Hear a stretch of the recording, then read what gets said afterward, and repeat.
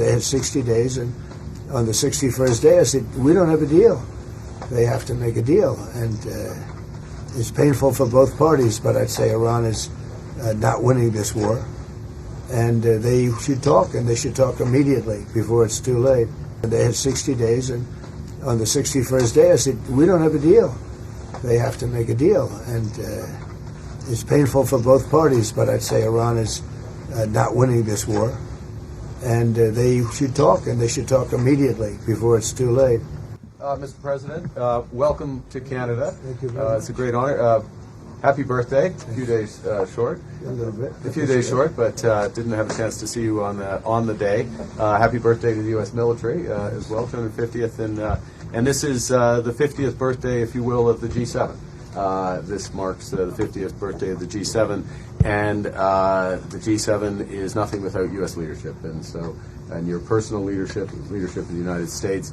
Many issues, geopolitics, economic, technology, and working hand in hand with the United States, Canada and the United States, and the other G7 partners with your leadership. Very much looking forward to the meeting, and grateful to have you. Thank you very much, Mark. I appreciate it, and we've developed a very good relationship, and we're going to be talking about trade and many other things. And we have a whole group of people, some traders and some other people. I see my top economy people.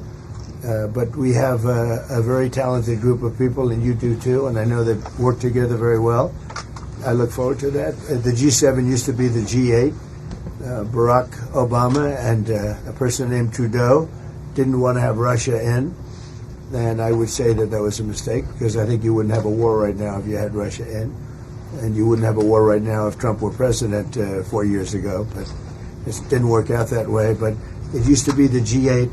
And now it's, I guess, what's that, 8 years ago, it switched over. They threw Russia out, which I claimed was a very big mistake, even though I wasn't in politics then. I was very loud about it. It was a mistake in that you spend so much time talking about Russia, and he's no longer at the table, so it makes life more complicated. But you wouldn't have had the war. Other than that, I think we're going to accomplish a lot, and I expect to, and I think our primary focus will be trade and trade with Canada, and I'm sure we can work something out. Yeah, very good. Thank you very much. Yeah, so much. Thank you very much. Mr. President,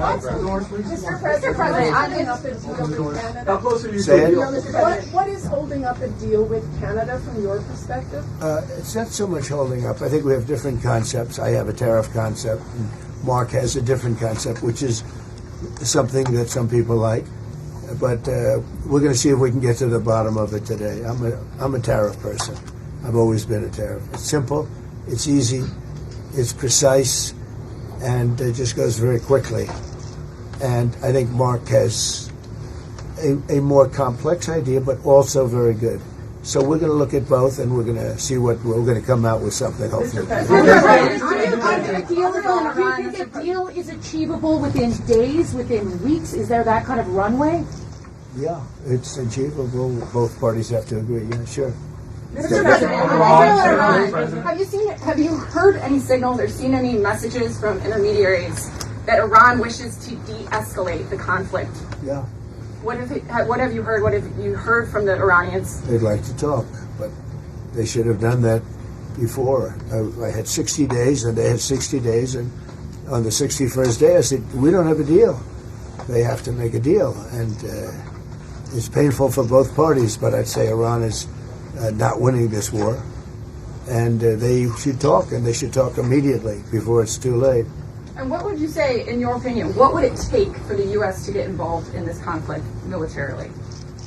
I don't want to talk about that. As you mentioned Putin, do you think that he should have a seat at the G7 today, that it should be the G8? I'm not saying he should at this point, because too much water's gone over the dam, maybe. But it was a big mistake. Obama didn't want him, and the head of your country, the proud head of your country, didn't want him. This was a big mistake. You wouldn't have that war.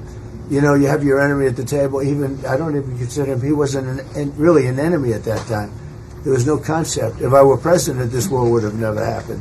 But likewise, if he were a member of what was called the G8 at that time, it was always the G8, you wouldn't have a war right now. Why not Is have there China still a as deal a with What that? intelligence support are you providing Israel?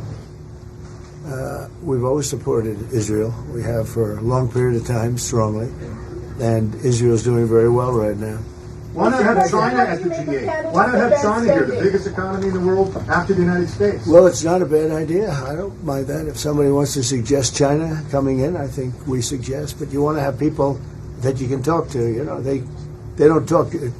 Putin speaks to me. He doesn't speak to anybody else. He doesn't want to talk because he was very insulted when he got thrown out of the G8, as I would be, as you would be, as anybody would be. He was very insulted, and I mean, he was thrown out by Trudeau, who convinced one or two people, along with Obama. He was thrown out, and he's not a happy person about it. I can tell you that. He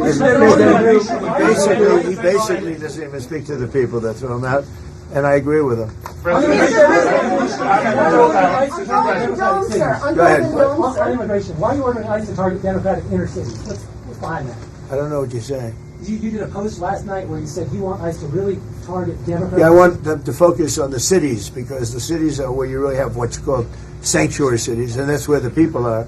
I look at New York. I look at Chicago. I mean, you got a really bad governor in Chicago and a bad mayor, but the governor's probably the worst in the country, Pritzker. But I look at how that city has been overrun by criminals, and New York and L.A. Look at L.A. L.A. Those people weren't from L.A. They weren't from California. Most of those people, many of those people, and that's a focus.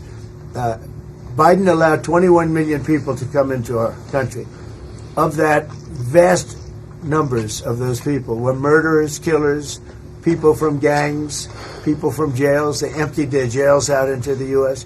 Most of those people are in the cities, all blue cities, all Democrat-run cities, and they think they're going to use them to vote. It's not going to happen. You said it would take 2 weeks to decide if Thank you. If you don't mind, I'm going to exercise my role, if you will, as G7 chair, since we have a few more minutes with the president and his team, and then we actually have to start the meeting to address some of these big issues. So, alors merci beaucoup pour vos questions. That's it.